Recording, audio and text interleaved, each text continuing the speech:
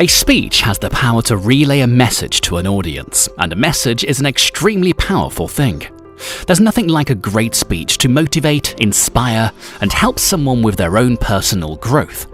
Here in Morongo TV, we have an emphasis on bringing you content with those exact ideals in mind. We want to inspire and motivate people to be the best that they can be. And, as a result, we have decided to bring you our favourite speeches that will hopefully help you to achieve success in life. Before we continue, don't forget to subscribe to our channel and click on that notification bell so you get updated with our videos. For today, we bring you my favourite 5 success speeches. The Gettysburg Address, Abraham Lincoln. The Gettysburg Address is perhaps the most famous speech of the late President Abraham Lincoln.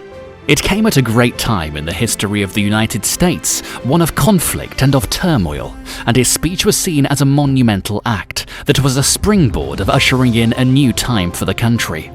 This speech is even more significant now with the racial injustice being done to people of colour, not just in the US but all over the world.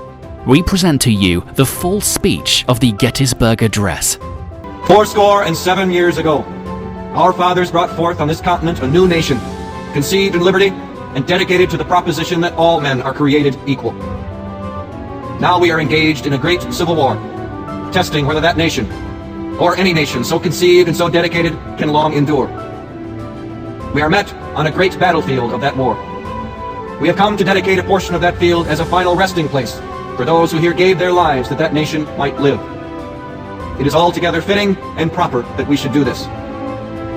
But in a larger sense, we cannot dedicate, we cannot consecrate, we cannot hallow this ground. The brave men, living and dead, who struggled here, have consecrated it far above our poor power to add or detract.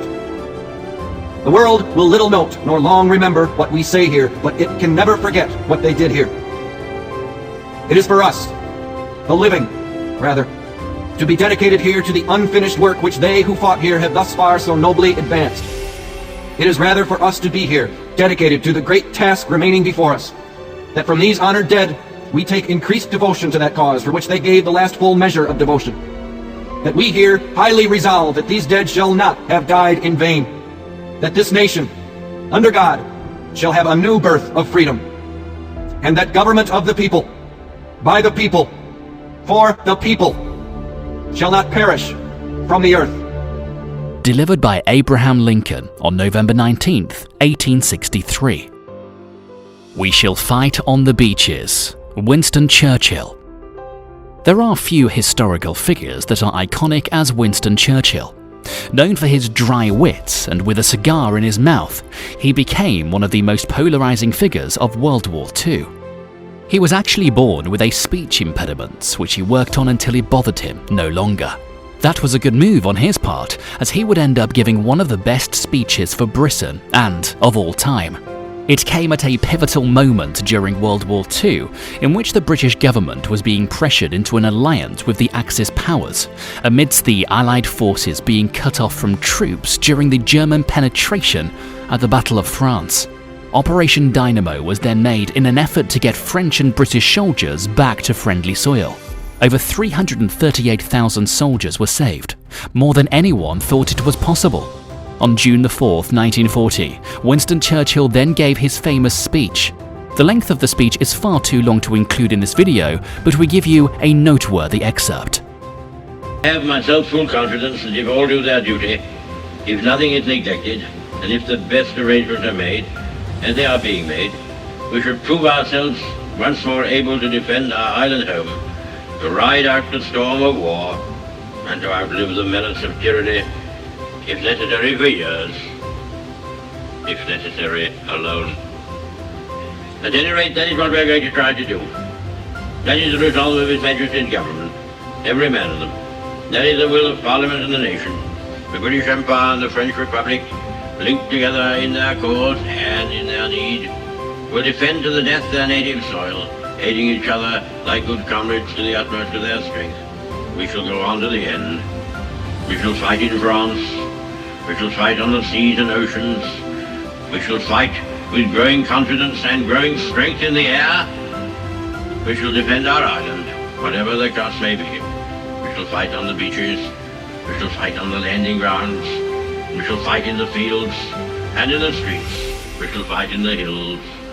We shall never surrender, and if, which I do not for a moment believe, this island or a large part of it was subjugated and starving, then our empire beyond the seas, armed and guarded by the British fleet, would carry on the struggle until, in God's good time, the new world, with all its power and might, steps forth to the rescue and the liberation of the old. Farewell to baseball, Lou Gehrig. Lou Gehrig is one of the greatest baseball players of all time, having spent his career with one of the greatest baseball franchises of all time, the New York Yankees. Lou Gehrig was known for his remarkable durability and commitment to the game. He played an astounding 2,130 consecutive games, but as it is for all professional athletes, Father Time is undefeated, and one day he will come knocking on your door. At the age of 36, he was struck with a disease now bearing his name called Lou Gehrig's disease, which meant that his playing days would soon come to an end. On July 4, 1933, the Yankees chose to honor their legend. They retired his number and presented him numerous parting gifts as a token for their appreciation for what he did for the franchise. When it was Gehrig's turn to speak, he then gave a speech for the ages, not one of pity and melancholy, but one of gratitude and success. Now, we bring you the full speech of Yankee legend, Lou Gehrig. For the past 2 weeks, you've been reading about a bad brag.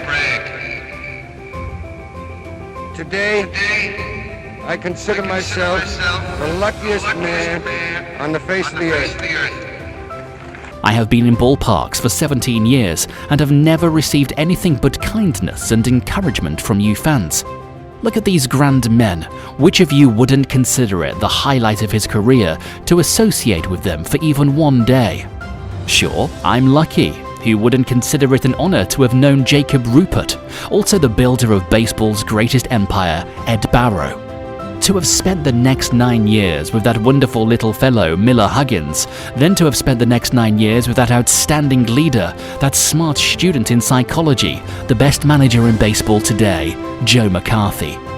Sure, I'm lucky when the New York Giants, a team you would give your right arm to beat, and vice versa, send you a gift. That's something. When everybody down to the groundkeepers and those boys in white coats remember you with trophies, that's something. When you have a wonderful mother-in-law who takes sides with you in squabbles against her own daughter, that's something. When you have a father and mother who work all their lives so that you can have an education and build your body, it's a blessing. When you have a wife who has been a tower of strength and shown more courage than you dreamed existed, that's the finest I know. So I close in saying, Been given a bad break, but I've got an awful lot to live for. Thank you. Lou Gehrig, 1939, retirement speech. JFK Inauguration. Speaking of historical figures, how can one not include John F. Kennedy? Young, driven, inspired, he embodied the perfect image moving forward the post-war decade. On January 20th, 1961, he took oath in the 35th president in the history of the United States, the youngest to ever do so. The election of Kennedy definitely felt as the ushering of a new era for America, and that is exactly what he did. His inauguration speech will go down as one of the most inspiring speeches of all time, not just for Americans, but for anyone, regardless of nationality, all over the world. We now present to you an excerpt of his speech.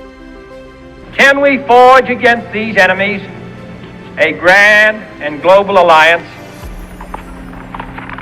north and south, east and west, that can assure a more fruitful life for all mankind? Will you join in that historic effort? In the long history of the world, only a few generations have been granted the role of defending freedom in its hour of maximum danger. I do not shrink from this responsibility. I welcome it. I do not believe that any of us would exchange places with any other people or any other generation the energy, the faith, the devotion which we bring to this endeavor will light our country and all who serve it. And the glow from that fire can truly light the world. And so, my fellow Americans, ask not what your country can do for you, ask what you can do for your country. My fellow citizens of the world, ask not what America will do for you, but what together we can do for the freedom of man. I Have a Dream, Martin Luther King. Arguably the greatest piece of oratory in American history, Martin Luther King was a beloved figure for all of those who demanded for equality. A century after slavery was abolished, his people, African American people, continue to suffer from racial injustice and prejudice, similar to what's going in the world today. Dr. King appeared as a voice and symbol of hope, that they could not win the war of racism with violence, but with peace and love. The speech is too long to include, and maybe no excerpt could ever do it justice, but we present to you a fraction of the speech that he gave, with its message crystal clear.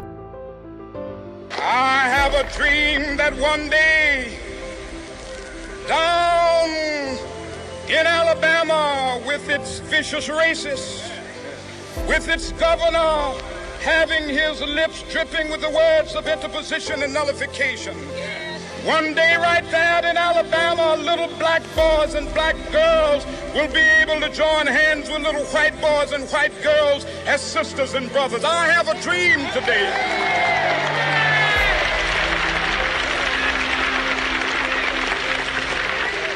I have a dream that one day every valley shall be exalted.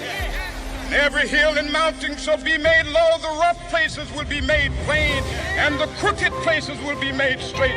And the glory of the Lord shall be revealed, and all flesh shall see it together. This is our hope. This is a faith that I go back to the South with.